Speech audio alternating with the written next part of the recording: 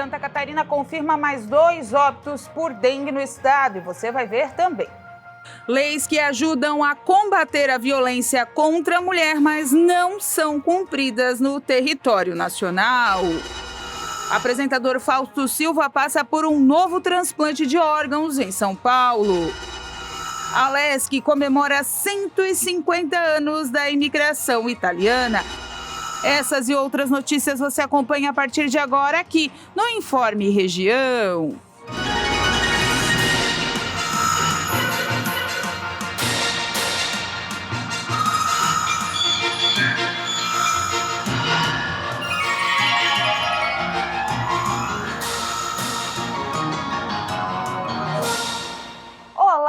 Hoje, quarta-feira, dia 28 de fevereiro de 2024. Lembrando, né, gente? Fevereiro esse ano tem o dia 29, então, portanto, só amanhã encerra o mês, ano bissexto, ano de um dia a mais. Então, muita gente aí não comemora o final do mês, né? Porque já está pensando nas contas. Em falar em contas aí, março é um mês que muitos têm que pagar o famoso carnê do IPTU. Todos os municípios aqui da região carbonífera já estão com seus carnês disponíveis para que em março a primeira cota seja aí paga pelos contribuintes. Vale frisar, né, que o atraso desse tributo pode prejudicar bastante a questão de venda de imóvel, de regularização e também, é claro, né, porventura de judicialização por parte das prefeituras. Portanto, é bom, né, manter tudo regularizado. Se você está com algum tipo de imposto atrasado, ir até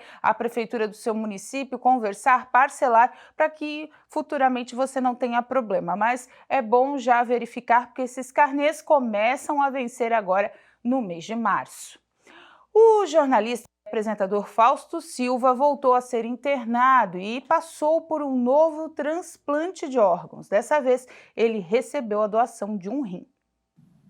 Segundo informações divulgadas pelo hospital, Faustão deu entrada na unidade no domingo para iniciar os preparos para a cirurgia, devido a complicações causadas por uma doença renal crônica, após o Hospital Albert Einstein ter sido comunicado pela Central de Transplantes do Estado de São Paulo que havia um rim compatível com o organismo de Faustão disponível para transplante.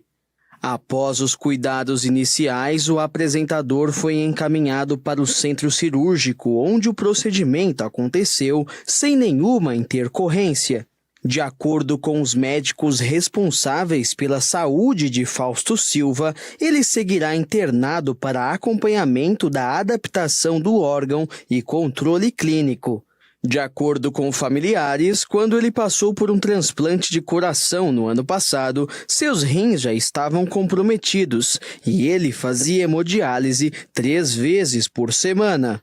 Faustão foi inserido na fila para receber o rim em 6 de fevereiro deste ano. Ele era o 13º na lista para o procedimento, segundo a Secretaria de Saúde do Estado de São Paulo, pois cumpria os requisitos prioritários para a cirurgia. Atualmente, existem 38.908 brasileiros aguardando por um transplante de rim. Assim como Faustão, a maioria dos pacientes que esperam pelo órgão são do sexo masculino e possuem mais de 50 anos. A fila para o transplante pode demorar dias, meses e até anos, de acordo com a prioridade do paciente. No começo do mês, o personal trainer Hans Christian Dick Jens, que nasceu com apenas um rim, morreu 2 meses após entrar na fila por um transplante de órgão. Ele também era influenciador digital e se apresentava nas redes sociais como Christian Jens. Na fila de transplante do rim, o que mais importa é a compatibilidade entre doador e receptor. Os critérios de desempate existem, mas também variam. A gravidade do paciente é motivo de priorização e as crianças, por exemplo, têm preferência ou quando estão concorrendo com adultos. Quem organiza essa fila é a central de cada estado, que deve se reportar ao Sistema Nacional de Transplante. É esse sistema que também cuida da logística, principalmente quando um estado vai receber um órgão ou tecido de outro lugar do Brasil. O estado de São Paulo lidera a lista de pacientes que aguardam por um transplante de órgão, com mais de 20 mil pessoas na espera, seguido de Minas Gerais, Paraná, Bahia e Rio de Janeiro. E olha só, o Porto de Imbituba, em parceria com a operadora portuária e logística Santos Brasil, começou a contar com uma importante mudança para aqui o sul do estado. A autoridade portuária passou a recepcionar semanalmente a linha de longo curso do Brasil, a Express, que fará escalas no terminal de containers operado pela Santos Brasil. A rota original liga os Estados Unidos, Caribe e América Latina e, com essa alteração, passará pelos portos de Veracruz, no México, Boston e também Nova Orleans, nos Estados Unidos, Kingston, na Jamaica e Cartagena, na Colômbia, Santos, Paranaguá e Imbituba, no Brasil. A periodicidade será semanal, totalizando 52 escalas por ano no Porto de Imbituba. Essa é uma conquista que gera desenvolvimento importante na área econômica local aqui do sul do estado. E, gente, também os casos de dengue vêm aumentando aqui em Santa Catarina. E para dar mais eficiência e agilidade nas resoluções das situações, a Vigilância Epidemiológica lançou ontem uma nova ferramenta para entender melhor o mapa das infecções. O número de mortes por dengue em Santa Catarina chegou a 10. Esse foi o número divulgado pela Diretoria da Vigilância Epidemiológica, DIV, no final da tarde desta terça-feira. O estado tem 25.984 casos prováveis da doença transmitida pela picada do mosquito Aedes aegypti. Todo esse cenário, todo esse número de óbitos que estão sendo notificados mostram que a dengue é uma doença grave, que pode evoluir para óbito. Enfim, então é fundamental que as pessoas fiquem atentas aos sintomas, ou seja, febre, dores no corpo, dores de cabeça, dores atrás dos olhos, manchas vermelhas pelo corpo, e na presença desses sintomas já comecem a tomar muita água em casa e busquem imediatamente um serviço de saúde mais próximo da sua residência. Com base em todo esse cenário, acho que a Secretaria continua realizando as ações de enfrentamento à doença. Nessa semana, então, nós temos a publicação de um painel com os dados atualizados da situação da dengue, chikungunya e também os focos do mosquito Aedes aegypti aqui no estado. Esse é um painel público que terá informações atualizadas diariamente e é mais uma ferramenta tanto para dar transparência para os dados, para que todo cidadão possa estar buscando essas informações, assim como também para que a gente possa fazer o enfrentamento da situação, olhando os dados e buscando direcionar as ações junto com os municípios para aquelas áreas que estão vendo um aumento da transmissão ou mesmo um aumento dos óbitos em decorrência da doença. Nesta terça também foi lançado um painel com dados atualizados de dengue e chikungunya, também transmitida pelo mesmo inseto. Há informações sobre os casos de morte, as faixas etárias dos pacientes, números por município, entre outros, estarão nesse balanço. Os dados serão atualizados diariamente das 7 da manhã à 1 da tarde. O painel vai ajudar o governo na tomada de decisões de acordo com os números. A seguir, a Lesc comemora os 150 anos da imigração italiana em todo o estado.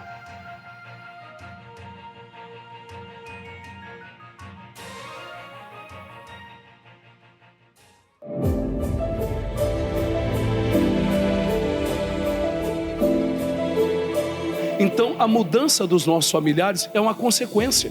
Deus ele vai fazendo porque ele tira de nós. Olha que coisa bonita. Deus ele tira do marido para dar para a mulher, tira da mulher para dar para o marido, e vai tirando dos pais para dar para quem? Está na Bíblia, gente. Está na Bíblia. Eu estou meditando esses dias sobre uma questão de transferência espiritual. Parece uma coisa meio louca, né? Mas não é não. A Bíblia diz que nós somos enriquecidos. Se eu fui enriquecido, a minha família não pode ser pobre, meu irmão. Porque Deus me enriqueceu para enriquecer minha casa, para abençoar minha família. Diga glória a Deus. Aí o apóstolo Pedro falou, olha, o que eu tenho eu te dou. Ele transferiu o que ele tinha para a vida daquele paralítico, e aquele homem, ele ficou bom. Por quê? Porque o Pedro deu algo para ele. O Pedro transferiu ali. Pedro falou, eu não tenho prata e nem ouro, mas o que eu tenho eu te dou. Eu não estou falando de riqueza monetária, estou falando de uma riqueza muito maior do que a riqueza na questão de valores. Estou falando da riqueza de Deus, o poder do Espírito Santo de Deus. Então, quando Deus muda a nossa vida, é para mudar a nossa casa. Por isso que você tem que declarar todo dia: eu e a minha casa serviremos ao Senhor. Todo dia você tem que falar isso, meu irmão. Não, a minha família é de Jesus, minha família é do Senhor.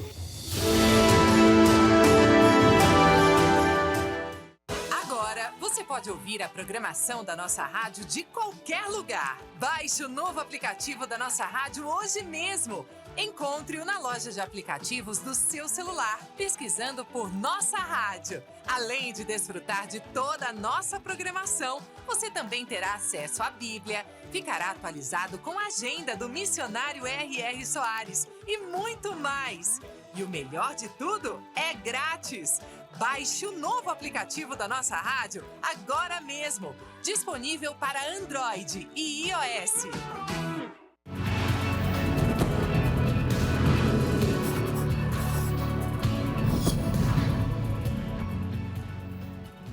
Olá, mulher que vence, eu sou a pastora Lourdes e hoje quero deixar um recado de Deus até o teu coração. Quero falar um pouquinho sobre a vida do José para você, da maneira, do modo aonde Deus operou grandemente na vida dele. A palavra de Deus, ela fala ali em Gênesis 41, a partir do versículo 51, ela declara para nós: e chamou José o nome do seu primogênito Manassés, porque disse: Deus me fez esquecer de todo o trabalho e de toda a casa do meu pai. O Senhor só pôde operar na vida do José porque o José não guardou no coração dele nenhum ressentimento daquilo que ele tinha passado. Quem sabe você está sofrendo aí, minha amiga, tem enfrentado tantas lutas, tantas batalhas, mas quem sabe você tem sofrido por quê? Porque você tem deixado uma sementinha do inimigo entrar no teu coração. Mas o recado de hoje, assim como o Senhor abençoou muito a vida do José, Deus também quer te abençoar, porque o José, ele disse para o Senhor aqui: Deus me fez esquecer de toda a dor, de todo o sofrimento, e o Senhor abençoou muito a vida do José. Deus quer te abençoar também, minha amiga. Deus tem grandes vitórias para tua casa e para tua família. Guarda esse recado que com certeza o Senhor Jesus quer te abençoar.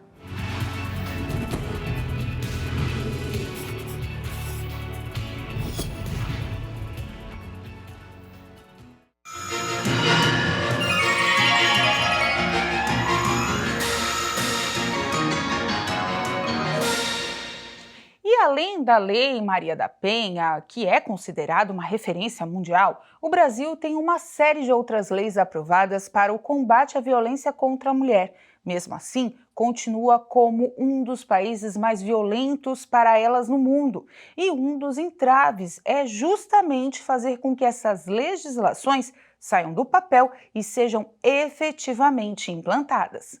Valéria Carrilho da Silva tinha 35 anos quando teve a vida interrompida pela violência. O corpo dela foi incendiado.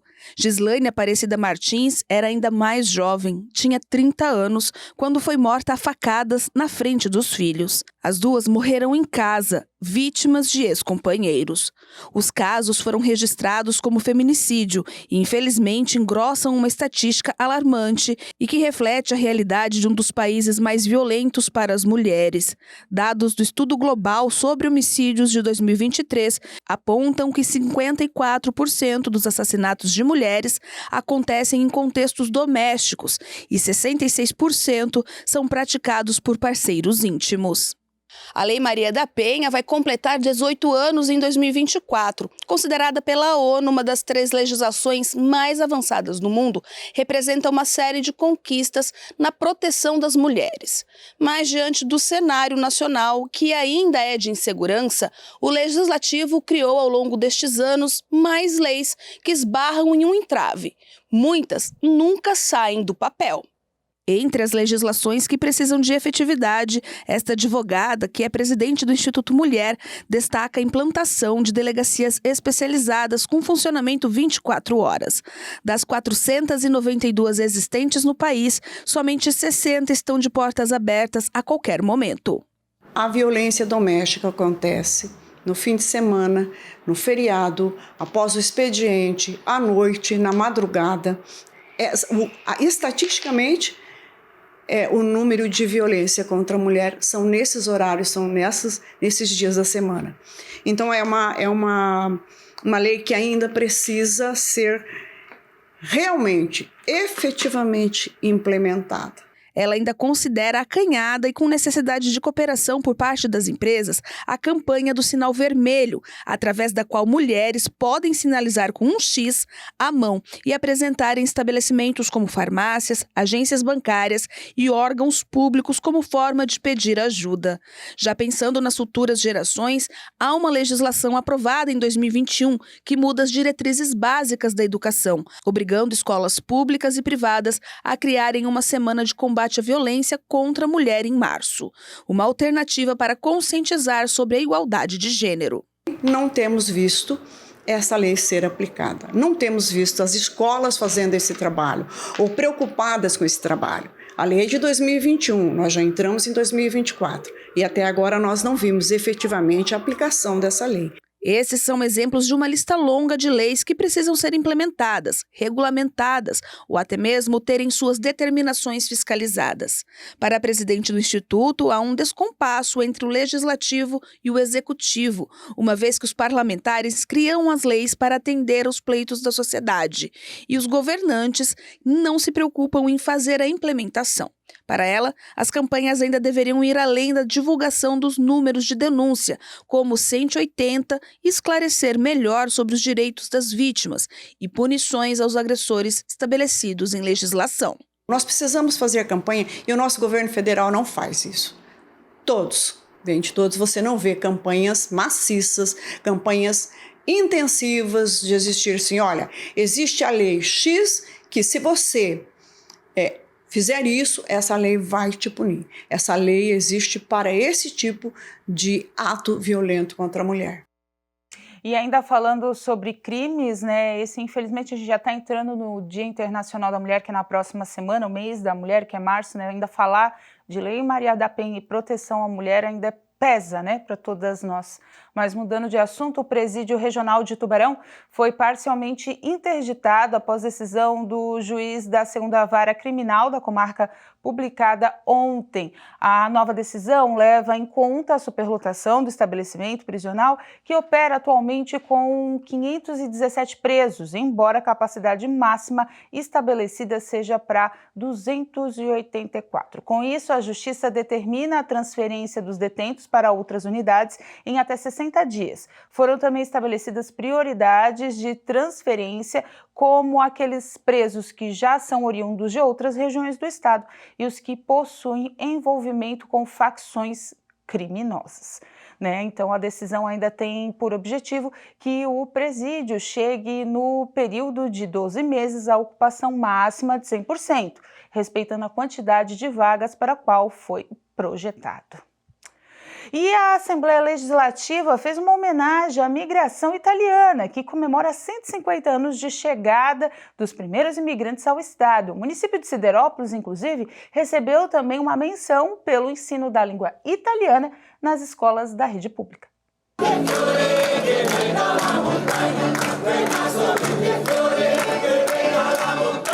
Com a apresentação musical no hall do Parlamento e depois com uma série de homenagens realizadas no plenário, a Assembleia Legislativa de Santa Catarina promoveu uma sessão especial para celebrar os 150 anos da imigração italiana no Brasil. Foi em fevereiro de 1874 que 386 italianos chegaram no Brasil, no estado do Espírito Santo, depois de atravessar o oceano a bordo do navio La Sofia. Depois, ao longo dos anos, outras centenas de italianos chegaram e se espalharam pelo país e fundaram em Santa Catarina uma das maiores colônias de ítalo-brasileiros. Pessoas e entidades que contribuíram ou ainda contribuem com essa história foram homenageadas durante a cerimônia realizada pelo Parlamento catarinense. É um momento importante de memória, porque os nossos antepassados foram muito corajosos, muito fortes, muito modernos. Isso é uma mensagem importante para os jovens. É uma homenagem importantíssima e a presença hoje aqui testemunha não somente uma história de italianidade no Brasil, mas também uma homenagem à comunidade italiana de Santa Catarina, que talvez seja a mais antiga e a mais influente, até com percentagem a maior do Brasil. Em que pese algumas discórdias, quem é o primeiro, se é 149, se é 150, se é 151, não importa. O que importa é esta representatividade que a Assembleia está fazendo e esta homenagem que está fazendo aos nossos imigrantes, aqueles que aqui vieram com muita dificuldade para tentar uma nova vida. A sessão especial em homenagem aos 150 anos da imigração italiana no Brasil foi idealizada pelo deputado estadual Vicente Caro Preso, que é também o coordenador da Frente Parlamentar Santa Catarina Itália. Aquele momento de família, um momento de recordação, um momento de integração,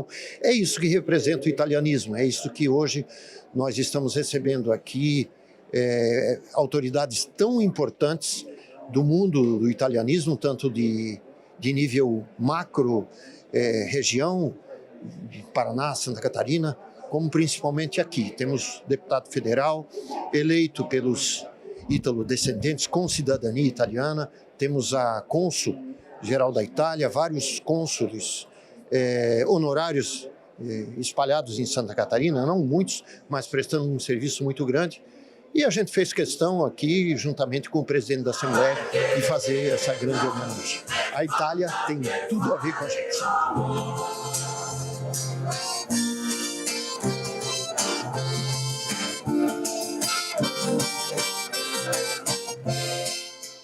Contribuição importante, né, dos italianos para todo o estado, e é bom comemorar sim. E mudando um pouquinho de assunto, para você que é içarense, quer ter uma nova profissão ou se qualificar para o mercado de trabalho, estão abertas novas inscrições para quatro cursos profissionalizantes gratuitos. Os içarenses terão oportunidade de se capacitarem em panificação, confeitaria, modelista de roupa, mecânico de máquina de costura e costureiro industrial. Quem faz o convite e fala um pouquinho mais sobre esses cursos agora para a gente é o secretário de Assistência Social, Habitação e Renda do município, Eduardo Zata. Pessoal, inscrições abertas, Escola Profissional Municipal aqui do governo de Içara. Nós estamos com inscrições abertas para o curso de panificação noturno, para o curso de mecânico de máquina de costura, o curso de costura e também o curso de modelagem. Como vocês estão vendo aqui, nós temos a maquete aqui no Paço Municipal, em frente à Secretaria de Assistência Social. As inscrições estão abertas das 8 da manhã ao meio-dia e das 13 às 17, aqui no Paço Municipal, na Secretaria de Assistência Social, do dia 29 ao dia 7 de março. E o curso inicia-se no dia 11, segunda-feira, 11 de março. Não perde essa oportunidade, são cursos gratuitos do projeto Escola Profissional aqui do município de Içara. É isso aí, então tá. Obrigado pelas informações do Casata, né, o secretário, pedindo aí para a população que quer fazer esses cursos, né, já é o terceiro ano consecutivo que o município traz essas carretas que dão esses cursos de forma gratuita, dão uma oportunidade para você trocar de carreira ou quem sabe ter uma oportunidade em uma nova área para aí desenvolver dentro da sua situação com a sua família. Muito importante, vá até o Paço Municipal e procure a Secretaria de Assistência Social, Habitação e Renda para ter mais informações e fazer a sua inscrição. A seguir, os cuidados das pessoas com doenças cardíacas e dengue.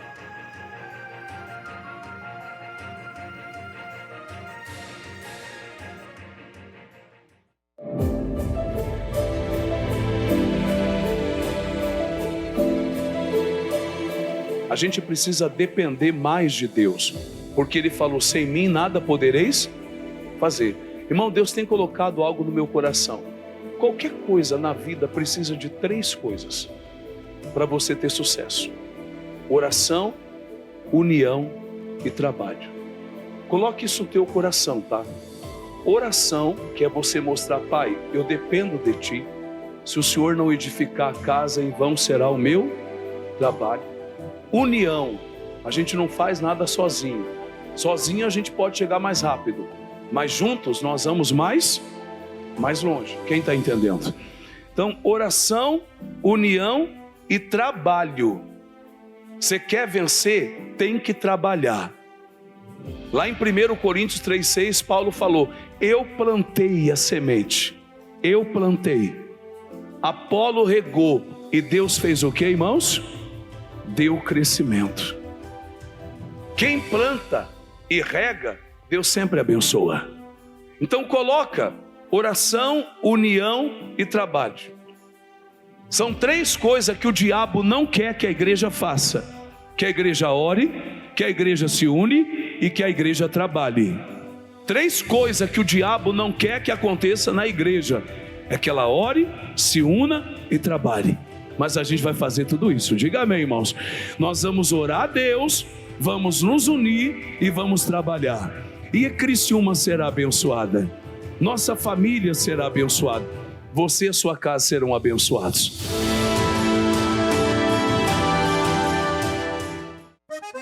Santa Catarina é um estado peculiar. Situado na região sul do Brasil, surpreende pela variedade das paisagens naturais e riqueza ambiental. O povo catarinense é alegre e hospitaleiro, resultado de uma mescla de 23 etnias bem distintas, que apresentam costumes e festas animadas. No centro de Florianópolis, você acompanha as reuniões na Igreja da Graça de Deus, que fica na Rua Arcipreste Paiva, 135.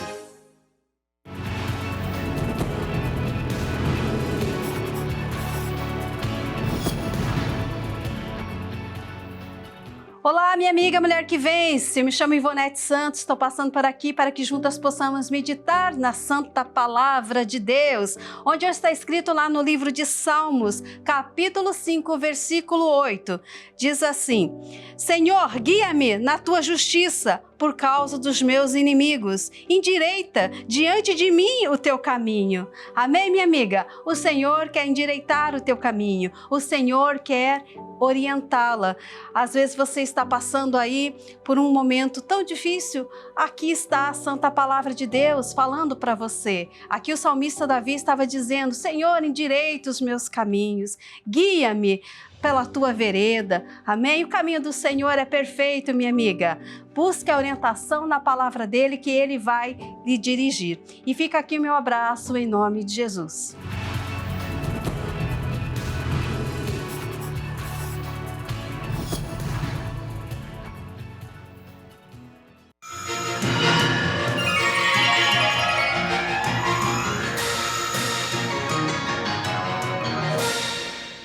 Gente, olha só, a Serra do Rio do Rastro está parcialmente interditada. Ontem à tarde, uma rocha muito grande caiu em uma das pistas, o que causou interrupção total. Agora chega a informação que uma vistoria foi feita pelo DENIT e também pelos secretários da pasta e que informaram que há perigo de novo deslizamento em algumas localidades.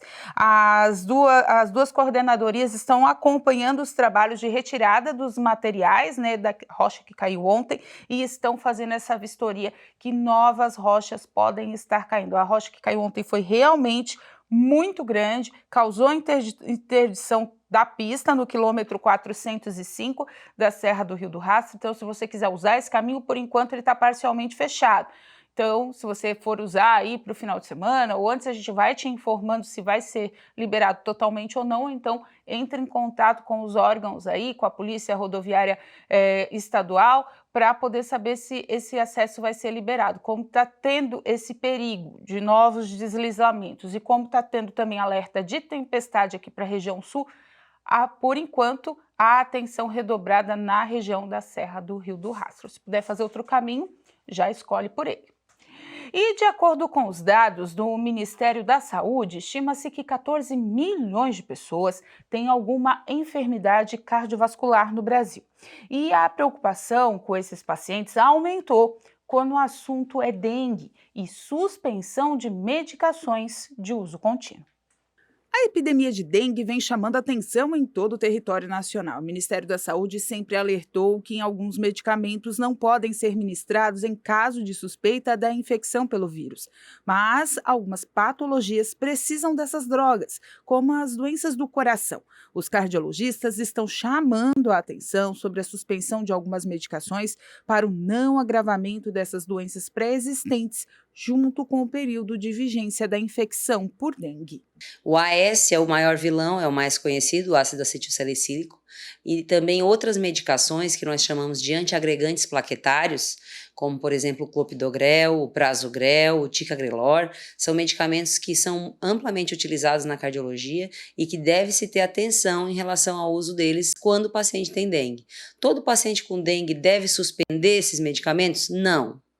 O paciente deve ser avaliado caso a caso, dependendo do hemograma, da hemoglobina, da contagem de plaquetas, do estado de saúde dele, se é leve, moderado ou grave, e a partir daí que o médico vai colocá-lo, classificá-lo e dizer se ele precisa suspender ou não esse tipo de medicação. Então, por exemplo, se você é um paciente que já colocou stent no coração, nas coronárias, né? Já fez angioplastia, que é a minha especialidade, você deve saber quanto tempo isso faz, qual foi o tipo de stent que foi implantado e quais os medicamentos que você vem usando para proteger o stent.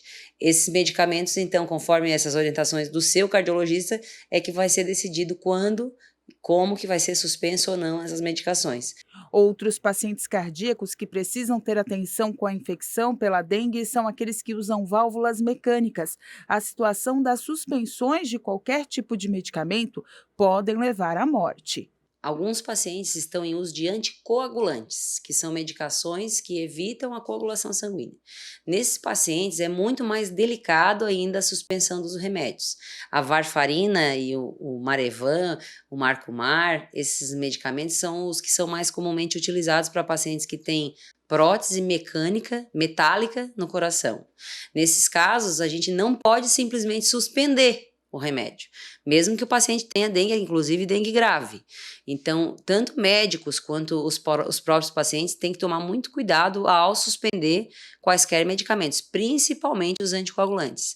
Dependendo da contagem de plaquetas, de novo, de cada caso individualizado, o paciente deve ficar internado, recebendo o anticoagulante administrado no hospital, com controle diário de exames, para poder fazer o tratamento da dengue até que passe esse insulto da dengue e aí se volte a tomar o anticoagulante oral em casa, tranquilo, sem maiores riscos. A cardiologista reforça que a interação entre as classes médicas está sendo eficaz para que o tratamento seja o melhor possível em caso de pacientes cardiológicos infectados por dengue. O principal é que os pacientes sejam bem atendidos e acolhidos. Então, qualquer paciente, independente de ter doença cardiológica ou não, ele deve receber o atendimento, ser avaliado e ser classificado.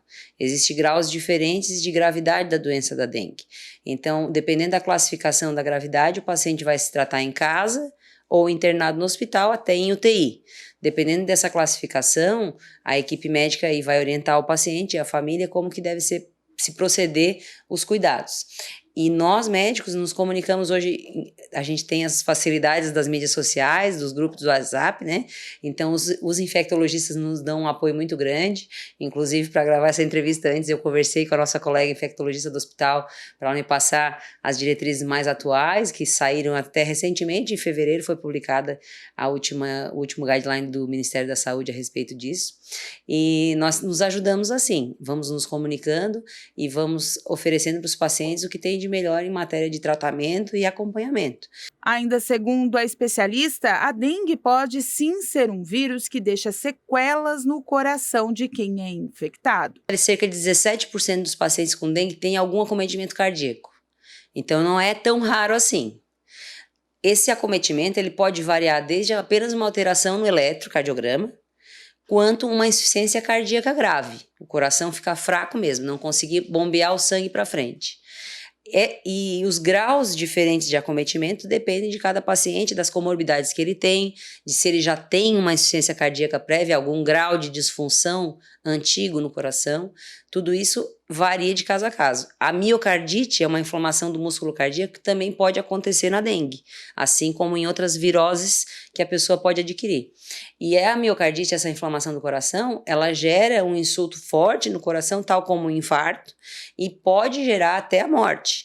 Então, existe casos raros de miocardite por dengue, não é tão comum, mas existem e tem que ser observado. É isso então, né? Quem tem problema de doença cardíaca, parente com doença cardíaca, tem suspeita de dengue, procure o seu cardiologista. Ah, mas o meu é do postinho, procura o postinho.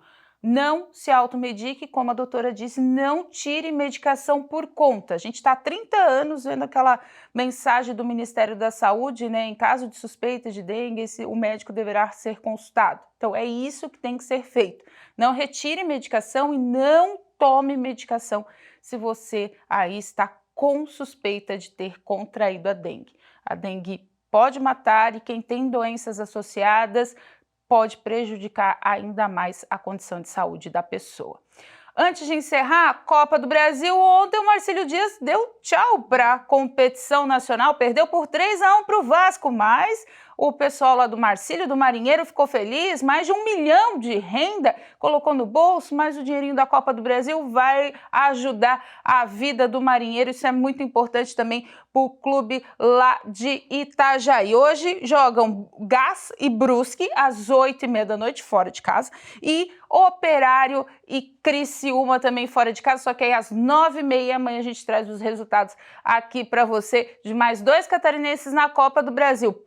Os dois, inclusive, têm a vantagem do empate por jogarem fora de casa. Passando aí, a gente vai trazendo essas emoções, lembrando que o Criciúma é o único catarinense que tem o título. Com essa informação, a gente encerra o Informe Região desta quarta-feira, lembrando para você que essas e outras notícias você acompanha seguindo as nossas redes sociais, @TV Primavera no Instagram e no Facebook e no nosso canal do YouTube /TV Primavera Criciúma. Eu volto a qualquer momento dentro da nossa programação. Daqui a pouco, às 2h, tem o culto da Igreja Internacional da Graça de Deus para você acompanhar aqui e também às 4h, a Hora da Graça, fechando a nossa programação com muita fé e esperança dentro da sua família. Um grande abraço, até amanhã, tchau!